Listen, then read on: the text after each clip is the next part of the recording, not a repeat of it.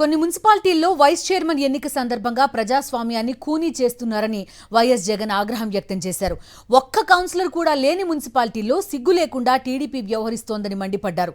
అక్రమ కేసులో జైల్లో ఉన్న వంశీని పరామర్శించిన అనంతరం జగన్ మీడియాతో మాట్లాడారు.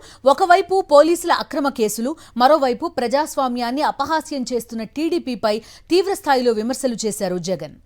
కాకినాడ జిల్లా తుని మున్సిపాలిటీలో టీడీపీకి ఒక్క కౌన్సిలర్ కూడా లేడు. మొత్తం కౌన్సిలర్ స్థానాలన్నీ వైఎస్ఆర్సీపీ గెలుచుకుంది. అలాంటి చోట వైస్ చైర్మన్ పదవిని టీడీపీ ఎలా గెలుచుకోగలుగుతుంది?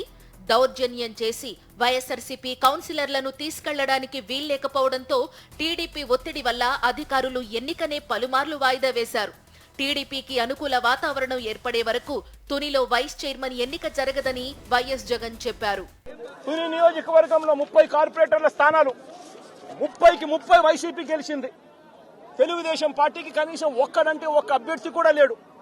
మళ్ళీ అలాంటి చోట ఎన్నికలు జరిగితే, అలాంటి చోట వైస్ చైర్మన్ ఎన్నుకునే ఎన్నిక జరిగితే వైసీపీకి ఎలాగో వైసీపీ వాళ్ళను దౌర్జన్యం చేసి తీసుకునే పరిస్థితి లేకపోయేసరికి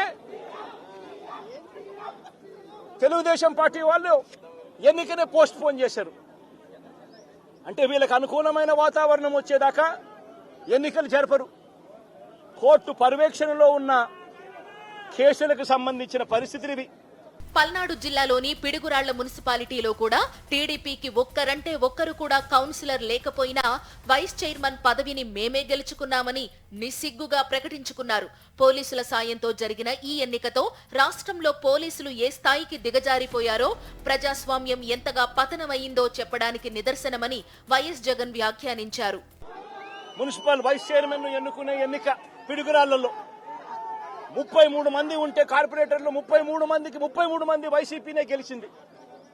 మరి తెలుగుదేశం పార్టీ కార్పొరేటర్ కనీసం ఒక్కడు కూడా లేకపోతే తెలుగుదేశం పార్టీ ఏకంగా పిడుగురాళ్ల వైస్ ప్రెసిడెన్సీ సీటు ఒక్క సభ్యుడు కూడా లేని ఆ సీటును వీళ్ళు సిగ్గు లేకుండా మేమే గెలుచుకున్నాము అని చెప్పుకుంటా ఉన్నారు అని అంటే, నిజంగా పోలీసులు అనే వాళ్ళు చంద్రబాబు నాయుడు గారి హయాంలో ఏ స్థాయికి దిగజారిపోయి ప్రజాస్వామ్యాన్ని ఖూనీ చేస్తా ఉన్నారని చెప్పడానికి నిదర్శనం. తిరుపతిలో కూడా ఒక్క కార్పొరేటర్ సీటు గెలుచుకున్న టీడీపీ పోలీసుల సాయంతో గూండాగిరీ చేసి వైఎస్ఆర్సీపీ కార్పొరేటర్లను కిడ్నాప్ చేసి, భయపెట్టి, బెదిరించి డిప్యూటీ మేయర్ పదవిని సొంతం చేసుకుంది.